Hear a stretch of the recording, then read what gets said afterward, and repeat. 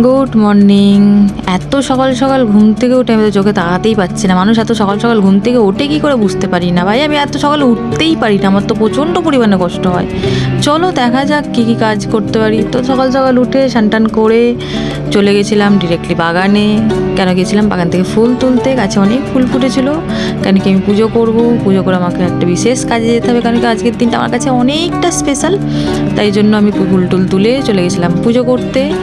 দেখো এখানে আমার বুড়ো শিবের মাথায় জল টল ঢেলে পুজো টুজো করে আমি রেডি হয়ে গেলাম। রেডি হয়েছি, কোথায় যাচ্ছি কেন যাচ্ছি একটুখানি ধৈর্য ধরো, জাস্ট মিনিট, বুঝতে পেরে যাবে।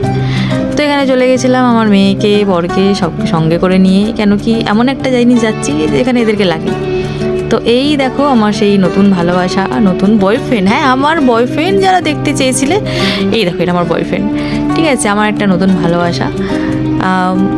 মানে কি বলবো, জাস্ট ওই মানে ভীষণ ভীষণ ভীষণ ভালোবাসি। তো তাদেরই আমরা গাড়িটাকে নিয়ে চলে আসি। গেছিলাম গাড়িই কিনতে, অনেক দিন ধরে অনেক আলোচনা অনেক কিছু করে করে তারপর কেনা হলো লাস্ট পর্যন্ত।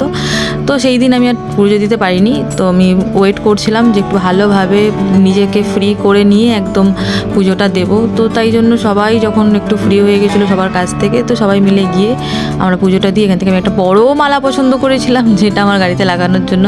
কেন কি বারবার তো পুজো দেবো না, তো একবারই দেবো। তাই আমার পছন্দ মতো একটা ফ্রেশ একটা মালা বুক করেছিলাম। আর এই মন্দিরটার গল্প অনেক রয়েছে, যেটা অনেক শুনেছি, বাট কোনো সময় মন্দিরটা আমার যাওয়া হয় না। তো আজকে মাটা নিয়েছিল, তার জন্য ওই মন্দিরেই গেছি আমি গাড়ি পুজো দিতে। কিন্তু আমার ইচ্ছে ছিল অন্য একটা মন্দিরে যাওয়ার জন্য, কিন্তু ভগবানের টান যে যেখানে নিয়ে যায়। তো মায়ের ইচ্ছা ছিল তার মন্দিরে গিয়ে আমি পুজোটা দিই, তাই জন্য মায়ের মন্দিরে গেছিলাম। আর ফার্স্ট টাইম গেছিলাম মন্দিরে। আমি এত বছর এখানে রয়েছি, এই মন্দিরে আমার কোনো সময় যাওয়া হয় না। তো ফার্স্ট টাইম আজকে গেলাম, গিয়ে এখানে আমার গাড়ির পুজো করালাম। তো চলো গাড়ির পুজো করতে করতে তোমাদের কাছে জাস্ট আমার কয়েকটা কথা শেয়ার করি। সেটা হচ্ছে যে একটা সময় যখন অনেক মানুষ অনেক অপমান করেছিল বা অনেক আমাকে ছোট করেছিল, মানে বলতো কিছু করতে পারবো না, কিছু হবে না, না খেয়ে মরতে হবে, মানে এরকম এক ধরনের অনেক কথা আমাকে একটা সময় শুনতে হয়েছিল। বাট আমি হেরে যাইনি, হারতে শিখিনি, হার স্বীকার কোনো দিনই করতে শিখিনি। বাট মানে কি বলবো, নিজের মধ্যে জেদটাকে বাঁচিয়ে রেখেছিলাম। আর তার মধ্যে আমাকে একজন শিখিয়েছে যে কিভাবে ভরসা করতে হয়, কিভাবে বিশ্বাস করতে হয়, আর কীভাবে ধৈর্য ধরতে হয়। মানে এই ভরসা, বিশ্বাস, ধৈর্য, এই তিনটে ভাষার ওপর আমার একদমই বিশ্বাস ছিল না।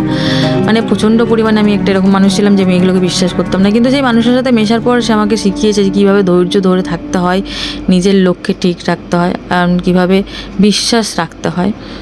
তো আমি তার সেই শিক্ষাকে অনুসরণ করে ধৈর্য, বিশ্বাস, ভরসা করে আজকে এই জায়গাটা যেতে পেরেছি। তো থ্যাংক ইউ সেই মানুষটাকে। আর অবভিয়াসলি আমার বুড়ো শিব আমার সাথে না থাকলে আমি এতটা করতে পারতাম না।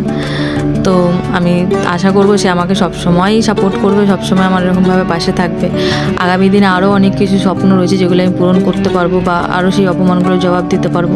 তো চলো আজকের দিনটা এখান পর্যন্তই। আমার এই একটা স্বপ্ন পূরণ তোমাদের সাথে শেয়ার করলাম।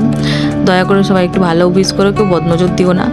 সো চলো এনজয় করো, টাটা বাই। পরে দেখা হবে আবার কোনো নেক্সট ভিডিওতে। চলো টাটা, সবাইকে ভালোবাসা ভালোবাসা ভালোবাসা, গুড নাইট।